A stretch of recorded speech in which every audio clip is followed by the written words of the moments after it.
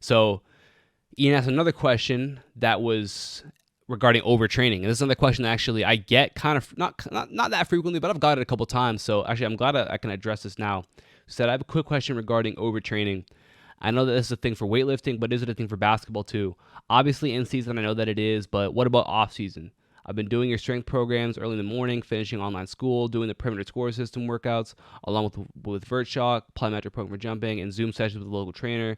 Along with this, I try to do your NBA player workouts and your live workouts as much as possible. I feel like I'm growing with the schedule, but I just want to make sure I'm not overexerting my body or anything.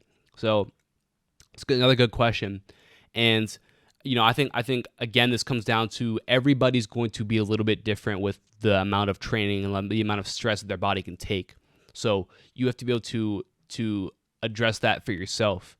And it all comes down to understanding your body and listening to what your body's telling you. So if you are getting really, really sore, you're starting to get a couple of nagging injuries, then at that point you might want to, pull back a little bit, at least temporarily, until you start to feel better. But if you're going through it and you feel good, you feel like you're getting better, you're not hitting any plateaus, then absolutely I'd say continue what you're doing. You're getting in a lot of work, which is great.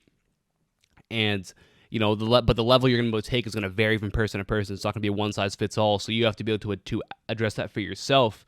If you start to feel extremely overwhelmed day by day, and like I said, little nagging injuries, extreme soreness, then at that point you're going to want to adjust what you're doing, and be able to get the most out of your training. So that's what I would say.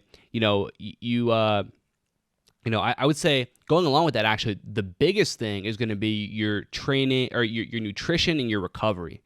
Like, I think if you're going to be training that much, you need to make sure those things are unlocked. So obviously nutrition, if you're training that much, you got to be eating a lot. Ideally, you're going to be eating a lot of good food, but just get in a lot of food, okay? So, your protein is going to be massive. Getting enough carbs, stuff that's going to keep you going throughout the day. Make sure you're not skipping on eating, okay? You got to make sure that you're doing that. And, if you're putting in that amount of effort, that amount of time, you're going to be burning a lot of calories. And if you're trying to gain muscle and get stronger, then you got to make sure you're keeping up with your nutrition and your eating. So that's something that you definitely are going to want to pay attention to. And then also, your recovery is going to be massive as well, specifically sleep. Like, you got to make sure that if your training schedule is like that, you got to be sleeping at least 8 to 10 hours every night. Honestly, like 7 at minimum, but I would say probably closer to 9 or 10 is what you're going to want to get to. So you got to be able to be disciplined and get to bed when you need to get to bed, so that you can you can wake up in the morning and get your training done, get whatever you need to get done throughout the day, and have enough time to get it, because you don't want to skip on sleeping. When you have that intensive a schedule, because if you want to be able to hopefully avoid those injuries, you want to be able to avoid the effects of overtraining, you got to make sure that you're sleeping and you're fueling your body with that nutrition. That's going to be two big things, and that in itself can be why players might see differences.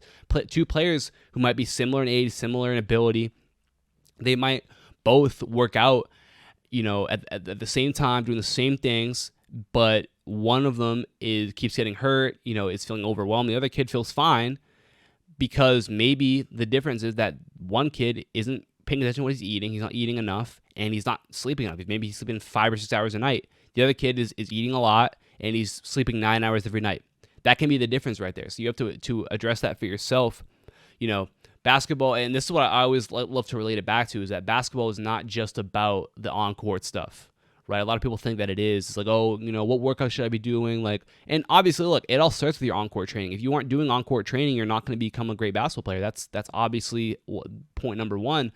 But I think even bigger than that is you have to look at what else are you doing. Like it's not just going to be about your training. It's going to be about also the off-court stuff. So we'll stick with physical. So your strength training. Okay. Again, right now most of us can't get in gyms, but your body weight training. What are you doing to get stronger? That's another big part of becoming a great player. And mentally. So do you have the correct mindset? Do you have the basketball IQ? All that stuff that also is very, very important when it comes to you becoming great. that's something you have to have unlocked too. It's not just about your skills training. You have to have the basketball IQ part of it, which also you develop through playing. So you can't just be doing skills training. Are you also playing? Are you playing 1-on-1? Are you playing 5-on-5, 3-on-3? Are you actually being able to get into live situations to where you can actually apply those skills that you've been training?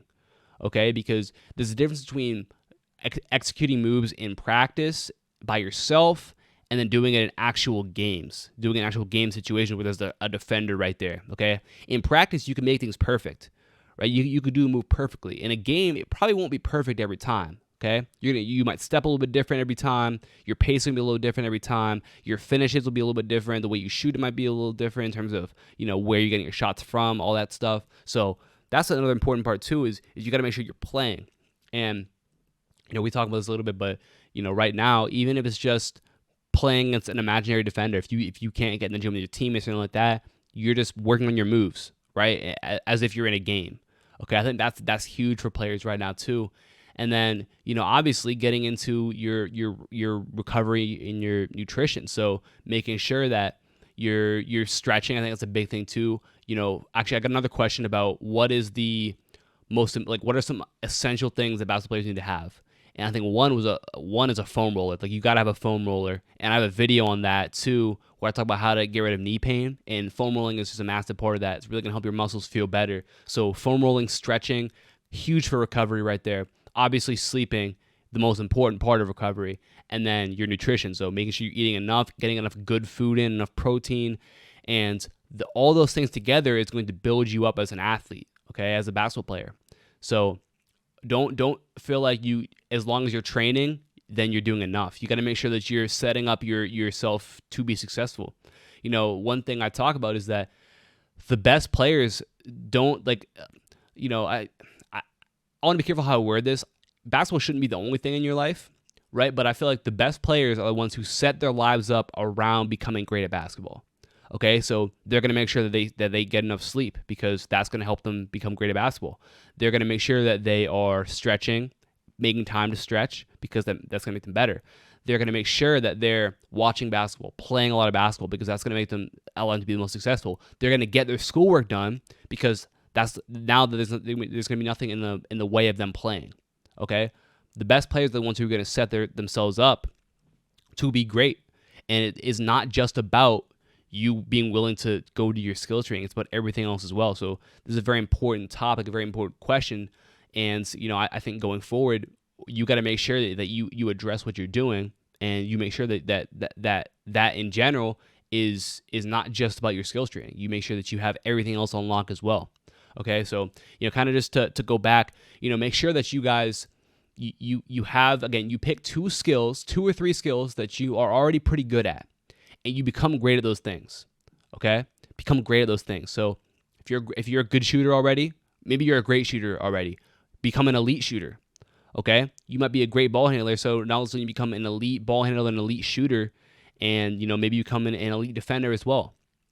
And that in itself is going to allow you to be successful. You don't have to be, the best finisher at that point. You don't have to be the best passer at that point, because you have skills that translate. And you can obviously build those things up as you go along, but have some things you can hang your hat on. Have some things you can get playing time for right now.